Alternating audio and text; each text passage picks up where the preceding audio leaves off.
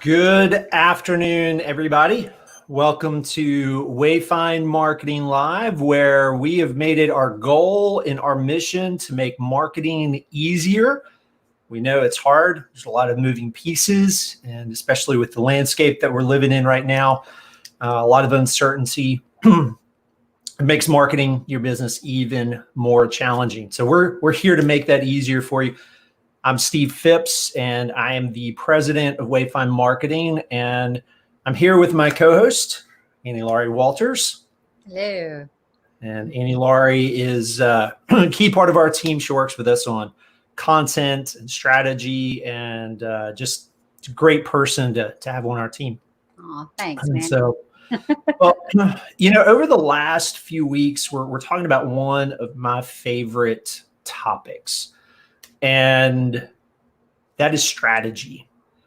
And Annie Laurie, you've been on the team for about 4 years now. And as you know, this is really a cornerstone for us. Yeah, it's everything. I think that we always start with first strategy every time. And that is where we see a lot of people who are experiencing frustration. It's because they are launching forward without strategy. So I'm really excited about all the wonderful things that we're going to unpack today.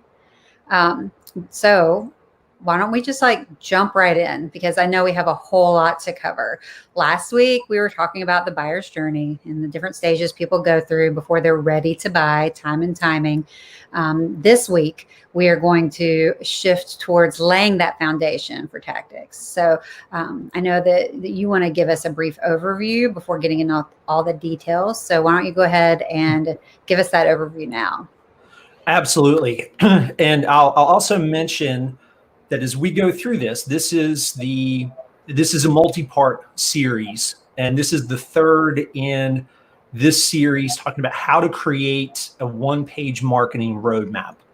And so if you've missed any of the previous shows, you can go to our website, wayfindmarketing.com. You can find our past episodes there. You can find us on podcasts, so Spotify, Google Podcasts, Apple Podcasts, anywhere you can find a podcast. So if you want to catch up, those episodes are out there. And so I'm going to go ahead and share my screen. So for our listeners, again, I'll walk through this. Now, the first thing I want to do is we've been talking about strategy, and really the essence of a strategy, or as we call it, a roadmap, is having a plan for how you're going to market your business, because otherwise you're just throwing money and time out the window. And we want to save you that frustration. So the first thing is, what is marketing? And everybody has their own kind of interpretation of what that is. But just to get us on the same page, we talk about marketing. It's the sustained use of words, pictures, and media in various activities to reach, influence, and communicate to a defined audience to encourage them to do business with you. Effective marketing builds trust and credibility and helps clients make the best choice. Now, I share this because this covers a lot of different things. It's using words, it's using imagery, it's using different channels and activities to reach a defined audience. We're going to talk about that more today. Now, a couple of other just really quick things. We boil marketing down to answering 3 questions. Now, other questions come out of this, but what can I do to market my business? So that's tactics. What do I say? That's your messaging. And then how do I do it? And that's process and execution. And these are really key fundamentals for implementing and executing a marketing plan that's going to grow your business. And that's the whole point of it. If it's not growing your business, then why do it? Now, a key thing, we talk about this a lot, is you need to be the guide in the context of the story, the marketing story that your customers are living in. You want to guide them to success. And so you're not the hero of the story. You're the guide. You're the one that helps them succeed. Now, last week, we talked about the stages that customers go through. When people, one of the most important things to account for is the process that people go to buy your product and service. And when you're conscious of that, the stages that they go through, the questions that they ask, where are they getting the information? Then it becomes easier to market to them effectively because you know the process that they're going through. We talked about timing, how sometimes you've got to catch people at the right moment They're not always ready to buy your product or service. So timing is important. And then time is important because it takes time to build trust and credibility. And that's where effective marketing done consistently over the course of time can help establish your credibility, your authority, and build trust in the mind of your customers and prospects. So those become tremendously important for what we're going to talk about. And we're going to talk about the one-page marketing roadmap. We're going to unpack this over the course of the next few weeks. And I'll make mention that on Tuesday, July 21st at 9 a.m., we will be doing a workshop. This will be an online workshop where I will walk you through this process in detail on how to create a one-page marketing plan for your business. We have a workbook that we've put together, and it will give you what you need, gives you a framework, gives you a process for marketing your business. And so this is a snapshot of that one-page marketing roadmap. Now, this gets us up to today. And this is going to be the first part. What we're going to do is we're going to look at the different sections of this one-page roadmap. And we're going to jump in here. So we talk about audience. I think a lot of times we think we know our audience, but we're not thoroughly thinking through, like, who is my customer? What questions are they asking? What types of things are they typing into Google when they're searching?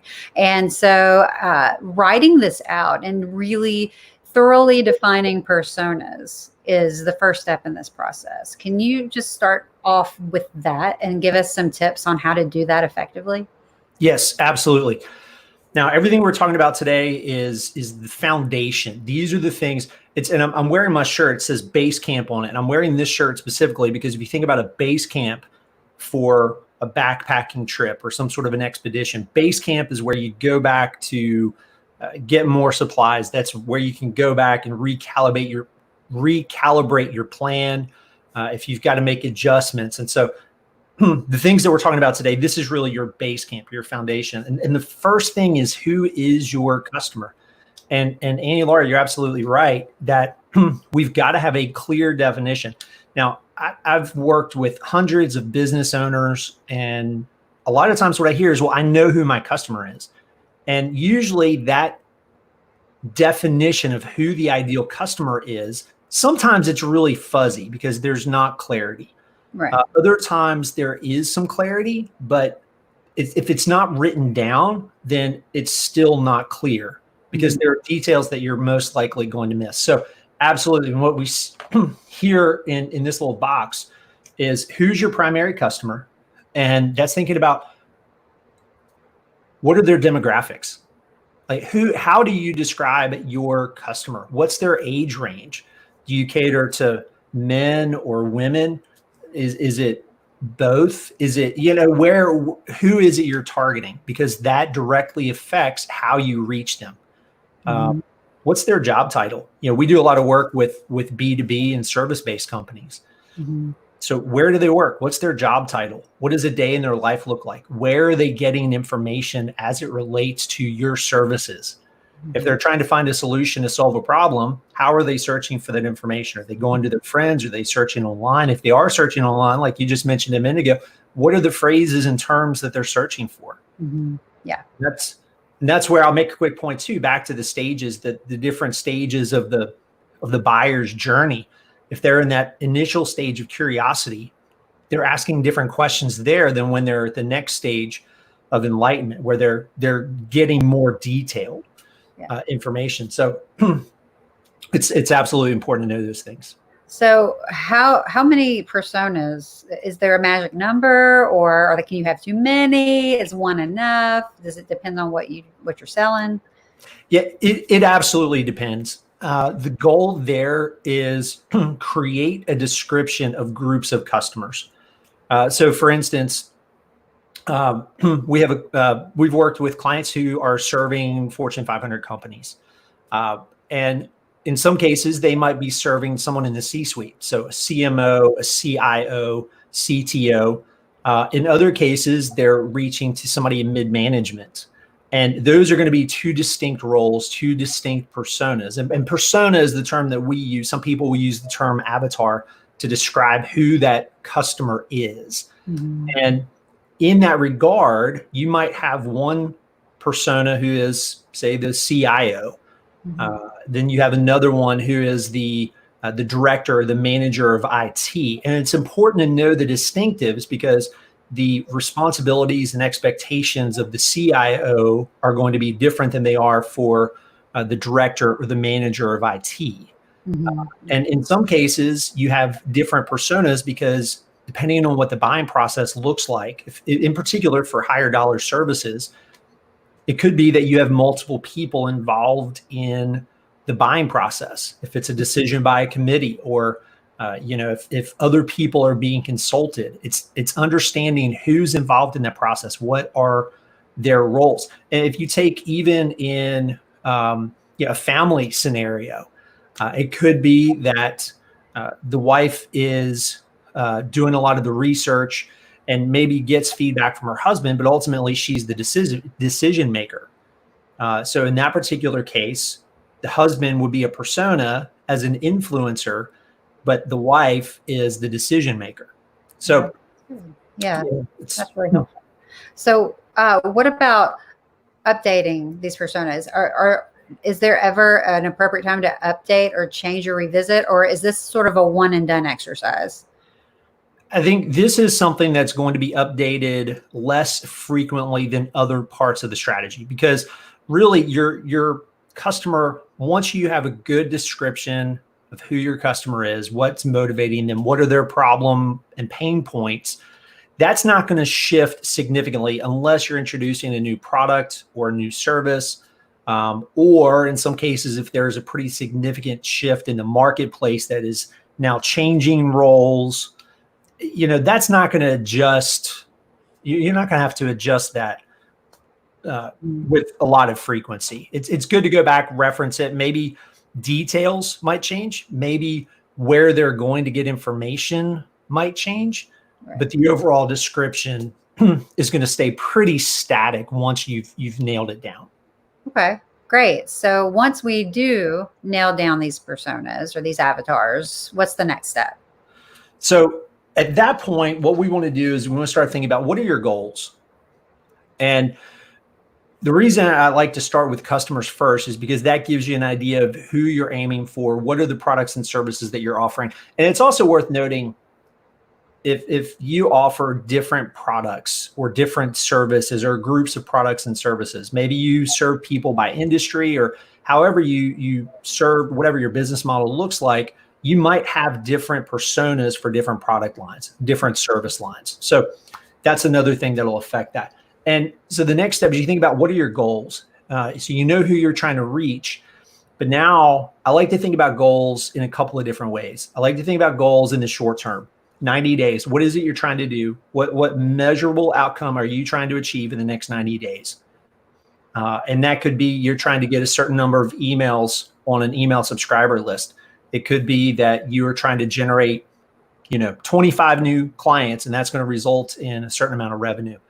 You want something tangible, you want something measurable, and you want something and the reason I like 90 days is because it's long enough that you can have impact typically on that goal.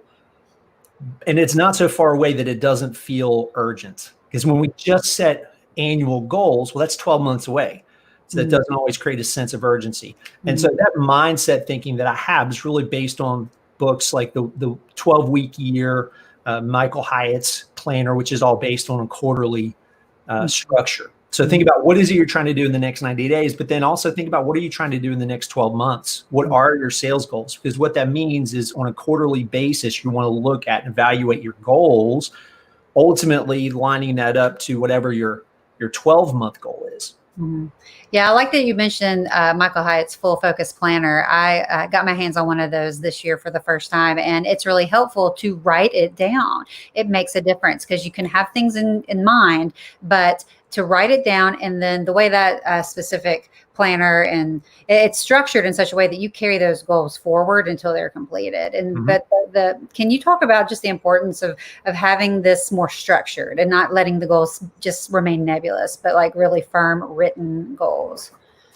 Well, it's and I think anybody that's going to be out there talking about setting goals, it's going to be, they're all going to tell you the same thing. You need it clear, you need it measurable, it needs to be attainable, it needs to be within a certain time frame. You need to have clear accountability, who's going to be responsible for that. And so that just makes it more real to say we want to increase our revenue 10%. Well, that's fine, but you've got to boil it down to how many new clients do you need in order to achieve that. And there's a whole conversation that we don't have time to get into today about lead indicators and lag indicators, measuring the activities that lead up to the goals. But you got to start with a clear outcome that you're working towards. So you mentioned the 90-day goals. How far in advance are we setting goals for our one-page roadmap? I include in here up to 3 years. And the reason that I include for up to 3 years is because depending on the trajectory of someone's business, what you do now is taking steps in that direction. And, you and I talked that sometimes it's hard to think even 6 months from now, but it's important to at least have some idea with the understanding that 3 years from now, things could look a lot different. I mean, nobody anticipated that we would be where we are right now on January 1st of this year. So it still is something that gives you direction and it gives you a trajectory to aim for. It's with the complete understanding that if I set a revenue goal of $1.5 million in 3 years, well, there's a lot that could happen between now and then, but it's at least giving me a goal that I'm moving towards. Yeah. Good. That's really helpful. So with personas defined and goals in mind, where do we go next? Okay. Now, the next thing is we call it your one thing. And so now you understand who I'm trying to reach. I know what my goal is. And so now think about what is it that you bring to the marketplace that's different than your competitors. And the reason this is important is because if everybody's saying the same thing, then it sounds like, if you've got kids, Annie Laurie, so I'm sure you guys have seen this movie a bunch of times, but in Finding Nemo, there's all these seagulls that sit around and they just say the same thing. Mine, mine, mine, mine, mine, mine, mine. They all sound the same. And that's what it sounds like in the marketplace when all of the businesses in an industry are saying the same thing. We offer quality. We do this. We do this. We've been in business 50 years. Well, if your customers don't give a flip about it, then you don't need to use that as your competitive differentiator. Right. And we talk about what's called blue ocean, red ocean. Yes. So this is not a concept original to us, but the idea is that red ocean, if you think about sharks in a feeding frenzy, all the sharks are together and they're fighting. That's a red ocean. It's competitive. It's noisy. We look for blue ocean. That's how do you distinguish yourself from your competitors in a way that's meaningful. And we've actually done that with our business this year. And we found some things. We found some things that we're doing that our competitors aren't to create an opportunity. And so think about it this way. Look at what your competitors are doing. What are they saying? How are they positioning their businesses, their services? And how are you positioning yourself? What are the strengths that you and your team have? What is it that you do that's better or different than your competitors? It could be your process. It could be service levels. It could be whatever it is. It needs to be meaningful to your customer. And you want to do it in such a way, you want to communicate it in a way that they recognize that it helps them be better. It solves their problem. Mm-hmm. So that's where we come back to that idea of your one thing. And there could be different things, but narrow it down. What's the one? What's the primary thing that you offer, that you bring to the table that your competitors don't? So what if that's complicated, depending on what industry that I'm in, especially within B2B, that some of this can start to become very complex and difficult to define as a differentiator. What are your tips for helping bring clarity to those things that might be more complex? So bringing clarity to those things that are complex. A lot of that comes back, and that's actually a great introduction to our next section. And that's what we call our one-liner. And that's using words to simply and clearly communicate what you do and why it matters to your customer. Mm-hmm. And We use words in all of our marketing, in all of our selling. We cannot sell without words. Mm-hmm. Whether it's the written words on a website, in a proposal, on a product description, conversation, words are pivotal. You can't sell without words. Mm-hmm. And there is a process that we use. We use a framework called Story Brand. I'm a certified Story Brand guide, and it is a structure based on story. Story has a structure. And so what we do is we help clients, many of whom have a complicated service, product, industry, and we use that framework to help them communicate something that is complex in a simple, clear, easy to understand framework. Mm-hmm. And so the message that we talk about, sort of that key foundational message, is called your one-liner. Mm-hmm. And the one-liner is the simple answer to the question, what do you do? Mm-hmm. And it's problem, solution, result. That's the Mm-hmm. structure of it. Mm-hmm. And so in doing so, so I'll give you an example. I use this example a lot. You go to an event, you meet somebody, and you ask them, well, hey, what do you do? Oh, well, I'm an at-home chef. Okay, well, you know what they do. It's not really all that compelling. So you go up 30 minutes later, you go to another person. So this is obviously a few months ago when we were still doing face-to-face networking, or maybe a few months from now when we start it back. 30 minutes later, you go up to somebody else and you say, hey, well, what do you do? And they say, well, you know how for a lot of families, mealtime is really frustrating and stressful. Everybody's busy. And so there's just arguing over what to eat. And usually somebody's not happy with the meal. Well, what I do, and that's the problem. So what I do is I'm an at-home chef, and I prepare healthy, delicious meals that everybody loves. So that way you get to have time together as a family and there's no arguing over dinner. Mm-hmm.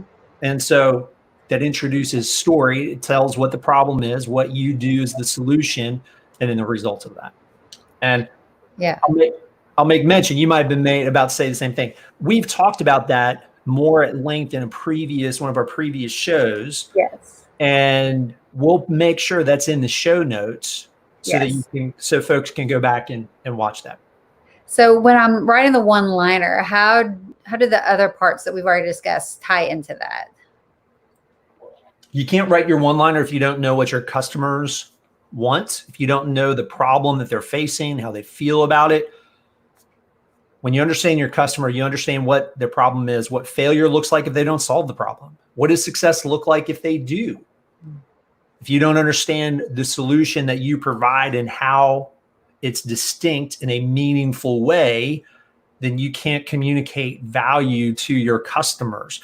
And those really work together, understanding your customers' needs and then how what you do solves that problem. Those are crucial before you can start crafting a clear message that helps people understand what you do, why it matters, and why they should do business with you.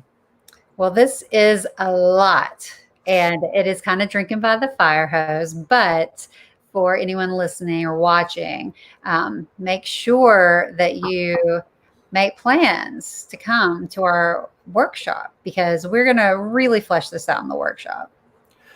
We will. And I want to go ahead and before we wrap up, I want to give our viewers, our listeners, 3 things that you can do. Yes. Number 1, start writing down who your customer is. What are the details? What is it that they want? Write out the problem. And if you're not sure, don't just operate off assumption. Pick up the phone, call some customers. So number 1, write down some notes about your customers. Number 2, write down what is a meaningful differentiator. That can go back to having those conversations with your customers. Mm-hmm. What is it that they value that you do that your competitors don't, or that you do better and that you can clearly demonstrate? Mm-hmm. And then number 3, write down your goals. Write down next 90 days. What is it you're trying to achieve? And think more in that direction, because we'll talk about tactics next week that can start moving you towards achieving those goals. So write down a persona, start writing down your one thing, write down some goals for the next 90 days. One key goal for the next 90 days.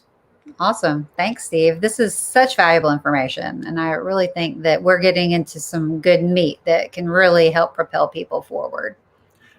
Absolutely. And, I think it's worth noting, if you're, watching, if you're listening, follow us on Facebook. You can subscribe on YouTube. If you go to our website, you're going to get a pop-up that invites you to subscribe to our weekly email. We've got other resources that we make available. We do a weekly marketing tip video. It's about a 2 to 3 minute video that drops on Tuesdays. We send it out in email on Wednesdays. We do this live stream every Friday at noon. So, and we'd love for you to just stay engaged with us, ask questions. If anybody's, for some of our viewers right now, if you have questions, feel free to drop those in chat.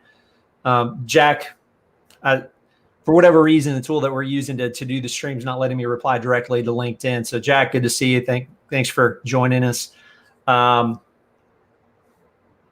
other thing I'll mention, we record this. We also turn this into a podcast. So listen to this in the car. This is episode 19. So if you've missed the previous 18, there's lots of great content out there, all designed to help make your marketing easier, more focused, more effective. So you spend less time throwing spaghetti against the wall and then proceeding to bang your head against the same wall because it's not working. Yeah, that's great. Thanks so much, Steve. I look forward to picking this back up next Friday. All right. Thanks, everybody. We will see you next Friday. Great.